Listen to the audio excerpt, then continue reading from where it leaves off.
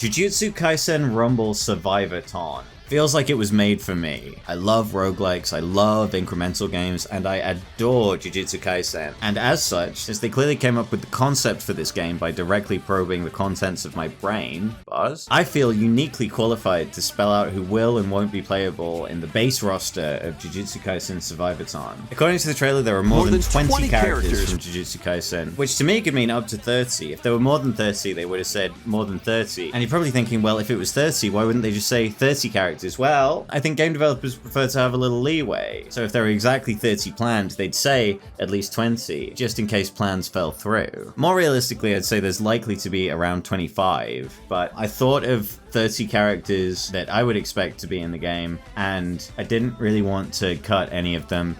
So this video will operate under the assumption that there will be exactly 30 characters, with the caveat that if there are fewer than 30, however many characters there are, they will all be from among the 30 characters that I've suggested. And this pains me to say, as the internet's foremost expert on which Jujutsu Kaisen characters are trans and which ones are not. I will go on record saying I don't think Kashimo is supposed to be non-binary. Bro, Kashimo's not supposed to be non-binary. I agree. I agree. I agree. I agree. I agree. I agree. If the base roster for Jujutsu Kaisen Rumble includes a single character not among the 30 mentioned in this video, I will concede that Kashimo is a guy, and not even a trans one. Just the kind of the classic kind. Anyway, here we go. I've sorted the characters into tiers based on exactly how likely I think they are to appear, and the S tier is characters who've already been confirmed. And these characters are Yuji Itadori, Megumi Fushiguro, Noboru Kujisaki, Yuta Akotsu, Maki Zenin, Inumaki Toge, Kinji Hakuri, Kento Nanami, and Satoru Gojo. A few quick things to note. Watching the trailer, I imagined there might be two different versions of Maki, since she's so different before and after the Shibuya incident, but according to this thumbnail, it's current Maki, you know, post-Shibuya Maki, which makes me doubt that, because if there was two of her and one of them was an unlockable version, it would be the later one, you know, it would be the one that appears later on in the series. So only one Maki, only one version of probably most characters would be my prediction. Now onto the predictions. A tier, characters I think will definitely be in. Number 1, Panda. Panda's fat ass will be in the game. If Inumaki made it in, then Panda's fat ass will be in the game. You can already play as a panda in Vampire Survivors. This is going to be the easiest sprite work the team's ever done. And my second prediction, roster member number 12, is Aoi Todo. One of the most important characters in JJK, one of the most popular characters in JJK. The only reason I could see Todo not being in is that his curse technique is just too hard to implement within the game because it's so weird and so different to everything else. The fact that he didn't appear in the trailer at all makes me a little concerned, but he also wasn't present in the entire most recent season of the anime, so that could explain that. I'm sure Todo will make it. And then B tier, characters I'm almost certain about. These guys are all curses or curse users. It's Sukuna, who I think will be the final character you unlock after doing some bullshit requirement, along with Kenjaku, Mahito, Toji almost definitely will be. He's way too important for like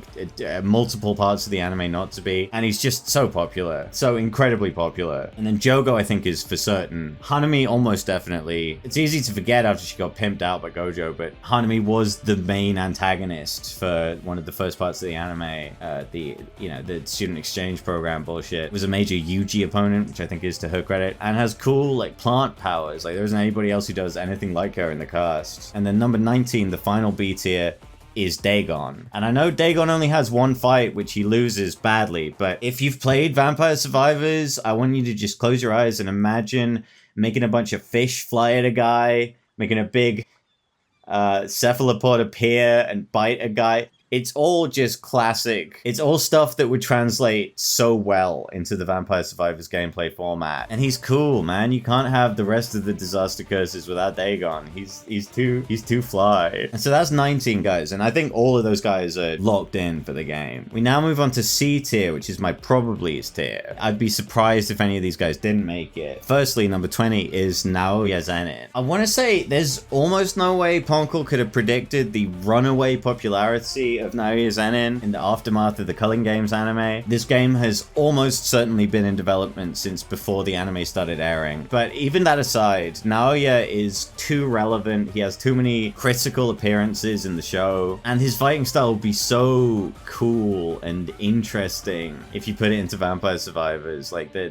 freezing guys and then punching the frame and like shattering them. It's just sick. It's too cool. For much the same reasons, number 21, I think Ryo will almost definitely be playable. He's just too cool. He has that insanely sick fight with Yuta. Everybody loves him, and he would be so easy to get working in Vampire Survivors. Ryo's absolutely gonna be there. Which leads me nicely to number 22, Kashimo. Kashimo's fucking sick. I don't care. If Hakuri's in, that means they're considering the amazing fight Hakuri had with Kashimo, which is Hakuri's only fight, I'll remind you, that we get to see. Except for with the manga guy. The manga guy's not in, but Kashimo will be. And that leads me to number 23, Cold Cash, Reggie Star. He's kind of a nothing guy who just sort of shows up and is gone, but he's insanely cool. His one fight is like insanely good. And if I'm gonna use sick fights from the Culling Games as credentials the way I am for Ryo and for Kashimo, I think you got to include Reggie in there. They're kind of a trifecta. And then number 24, my final C tier pick, probably more likely than the others, Mekamaru. Mekamaru is the only Kyoto student who's making it into the game other than Todo. No Mai whatsoever. No fucking Noritoshi Kamo the second or third or whatever he is. Absolutely no sign of bum-ass, useless fucking Miwa.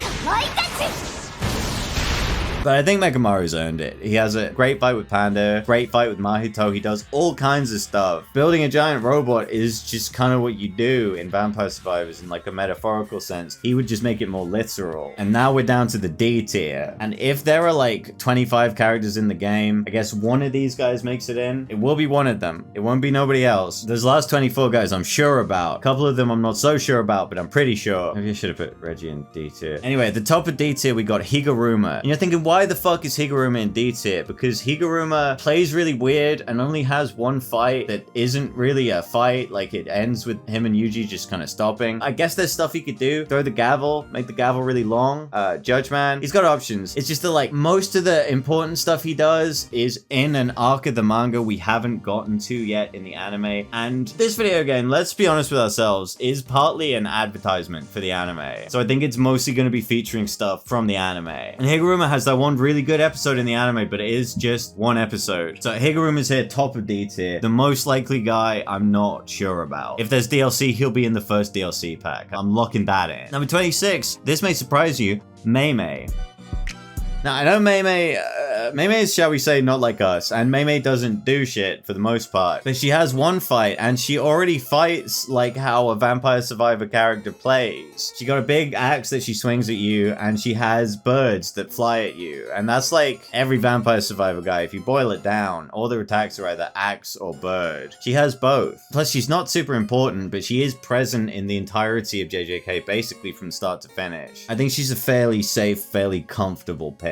And she's associated with Jujutsu High, and all of the characters we see playable in the trailer are associated with Jujutsu High. So if it's all Jujutsu High guys and you're only playing as good guys, there's no playable curses. She, I would say, is almost guaranteed. Certainly more likely than useless fucking Miwa. Number 27 is Udo. If Ryo's in there, I think there's a strong chance Udo gets in purely by virtue of Ryo being in. Because he only has the one cool fight, and she is also in that one cool fight. It's just that that fight really boils down to Ryo versus Yuta, and the part everyone remembers, the really cool part that made it into all the TikTok edits, is Ryo versus Yuta. It would feel a little unfair to have Ryo without Udo, though, and on that basis, I think she probably likely makes it in. She'd be so fun, too. I'd only play as Udo. Number 28, you're gonna call me crazy for this one, Miguel. Miguel is kind of too present in JJK not to be there. Like, Gege clearly loves this guy. Throughout the whole series, we keep cutting back to, like, what's Miguel up to? Just hanging out with Yuta. Obviously, coming up with the gameplay gimmick for him is like easy. He has prayer song. That's like a really easy curse technique to implement in a Vampire Survivors type game. They already have like music based characters in base Vampire Survivors. And he also has the whip. I think, yeah, he's just a ready to go character. Kind of in the same way Mei Mei is, although he and Mei Mei don't have a whole lot else in common. Number 29, you're gonna hate me for this one. The old man with the guitar. He seems like kind of really important in JJK, and as I mentioned with Miguel, they already have characters in Vampire Survivors who do a music-based attack type gimmick. So again, he would be very easy to create. And he has a couple of fights already. I don't think he has like a very fancy technique. I think it's just like the sound waves from the guitar like cut through the air and kill you or something. Anyway, that's easy enough. If we're doing all of the Jujutsu High associated characters outside of fucking Miwa, then yeah, you want to squeeze him in there too. And number 30, Mahoraga. I would have said no Mahoraga. I would have said you don't play as Mahoraga. Either you fight Mahoraga or Megami summons Mahoraga. But in the trailer, we see Megami pop his ult, and it's his domain expansion, which makes me think Megami doesn't summon Mahoraga, which makes sense because he's got too much shit he can do. Like Nobara hits nails at you and can make the nails really big. Megami has fucking 100 different animals that all do different things. It makes sense to me to separate Megami from Mahoraga and make Mahoraga his own guy. Do something with the adaptation thing. I don't know how the adaptation thing is going to work. I imagine it'd be kind of cool. I kind of would be like stoked to play as Mahoraga in this game. That might be the character that gets me like the most excited. And so of those 30, 20 something of them are going to be playable in the base game. And like I said, I'm betting my dignity on this. I'm betting Kashimo's gender on this. So the stakes are high. Vampire Survivors has 7 DLC packs already. So there's going to be DLC, and each DLC pack adds like 5 or 10 new characters. So these 10 honorable mentions, the first couple of DLC packs, of which there will be many, are going to consist of some combination of these guys. First of all, Yuki hasn't had a fight in the anime yet, so when the next season of the anime comes out, Yuki's coming out. I didn't include Megami's evil sister for the same reason. She's not one of my predictions, but she's a likely pick if they run out of other guys to add. Takaba, obviously, hasn't done much yet, but is way too important and way too interesting not to include. The way he plays will probably be completely different from everyone else, and it'll probably be heaps of fun. As next pick, this is a strange one. I think Ino will get added sooner rather than later. I actually really like Ino, and the reason I've picked Ino for one of the first DLC editions is because the way he fights is already kind of like attacks from Vampire Survivors. The weird drill things he does, that's like in the game already, so that's a big point in his favor. Who's my next pick?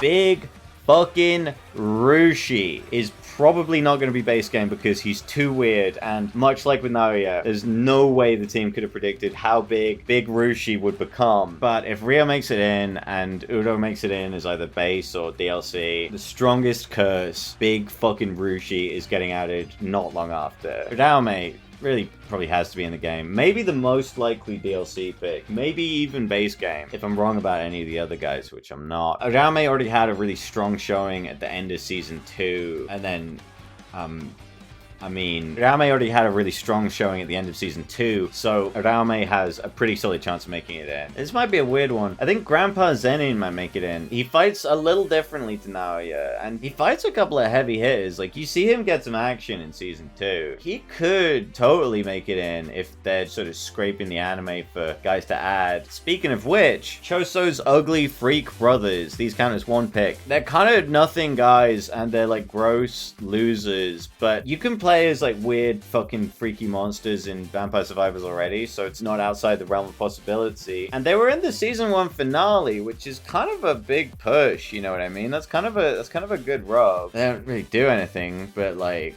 if they're really wanting to add some more nasty freaky monster guys to JJK Survivors, those are the guys you go for. Kusakabe probably has to make it in eventually. The strongest sorcerer by process of elimination will get added to the roster by process of elimination when they run out of other characters to make playable. Angel Devil, or whatever fucking her name is, just maybe, right? Like, she's supposed to be important. She seems important. Maybe she tricks the Vampire Survivors devs into thinking she's important long enough to get made playable, and then turn the game into kind of a divergent canon thing, because in the game she'll be able to actually fucking do something. And my 10th pick for DLC, 40th character overall, is got to be the Big Pay. Junpei, you can sort of picture how he'd play, right? Jellyfish, big jellyfish. I like jellyfish just fine. I got nothing against the jellyfish. I wouldn't mind having a big jellyfish to do my bidding.